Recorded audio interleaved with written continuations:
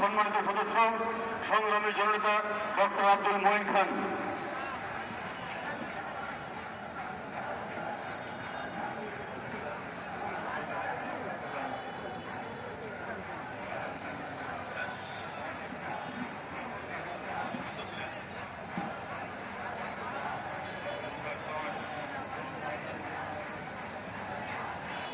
বিসমিল্লাহির রহমানির রহিম।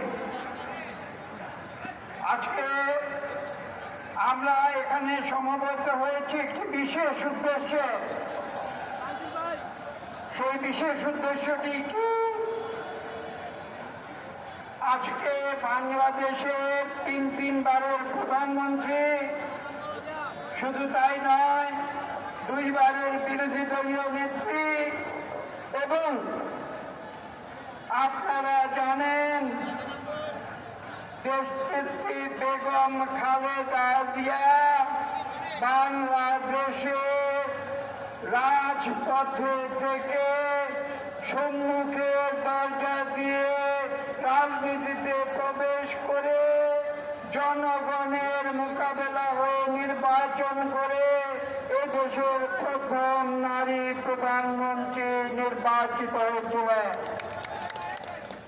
দুঃখের সঙ্গে বলতে হয়, আজকে বাংলাদেশে যারা সরকারে আছে তাদের যে সাইকোলজি, সেই সাইকোলজিতে তারা এটা সহ্য করতে পারে নাই এবং সেটা সহ্য করতে পারে নাই বলেই তারা ছলে বলে কৌশলে মিথ্যা রাজনৈতিক মামলা দিয়ে জনগণকে বিভ্রান্ত করার চেষ্টা করে দেশনেত্রী বেগম খালেদা জিয়াকে কারারুদ্ধ করে রেখেছে। শুধু তাই নয়, তিনি আজকে হাসপাতালে রয়েছেন। কিন্তু স্পষ্ট ভাষায় আজকে এই সরকারকে বলে দিতে চায়, বাংলাদেশের কোটি কোটি মানুষের নয়নের মণি এবং বাংলাদেশের সবচেয়ে প্রিয় জননেত্রী দেশনেত্রী বেগম খালেদা জিয়াকে এই সরকার আটকে রাখতে পারবে না। আজকে এই সরকার চেষ্টা করেছে বাংলাদেশ থেকে শুধু গণতন্ত্রকে ধ্বংস করে দেওয়া নয়, তারা একদলীয় কেবল বাকশাল করা নিয়ে নয়, বাংলাদেশে যারা গণতন্ত্রকে ভালোবাসে, যারা গণতন্ত্রের জন্য জীবন দিয়েছে, এই সরকার তাদেরকে কোনোভাবে সহ্য করতে পারে না। বেগম খালেদা জিয়ার কি অপরাধ? বেগম খালেদা জিয়া তো যেই মামলায় দেওয়া হয়েছে তাকে কারাবরণ, সেই মামলার যারা বিচার করেছে তারা বলেছেন কোন ফাইলে বেগম খালেদা জিয়ার কোনো সই স্বাক্ষর নাই। তাহলে কিভাবে তিনি এই মামলায় কারারুদ্ধ হলেন?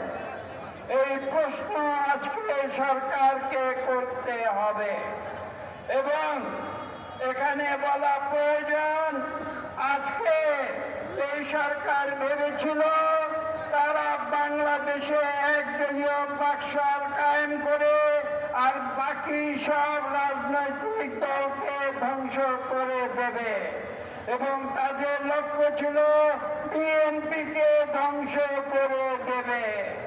তারা বছরের পর বছর চেষ্টা করে যখন দেখেছে বিএনপি দিন দিন শক্তিশালী হচ্ছে, আজকে বাংলাদেশের সবচেয়ে জনপ্রিয় দল বিএনপি হয়ে গিয়েছে, তখন তারা বিএনপিকে ধ্বংস করার জন্য বেগম খালেদা জিয়াকে চিহ্নিত করে তার উপরে মিথ্যা মামলা দিয়েছে এবং তারা ভেবেছে খালেদা জিয়াকে ধ্বংস করলে বিএনপি ধ্বংস হয়ে যাবে।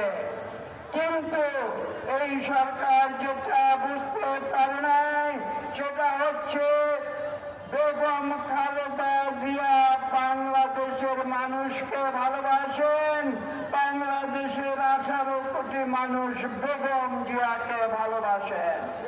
খালেদা জিয়াকে এই সরকার কিছু করতে পারবে না। আমরা রাজপথে আছি, আমরা রাজপথে থাকবো। আমরা আমাদের গণতান্ত্রিক আন্দোলনের ভেতর দিয়ে তাকে মুক্ত করে আনবো, এই দেশে গণতন্ত্র ফিরিয়ে আনবো, জনগণের সরকার প্রতিষ্ঠিত করব সুষ্ঠু নিরপেক্ষ নির্বাচনের মাধ্যমে। আপনাদের সকলকে ধন্যবাদ।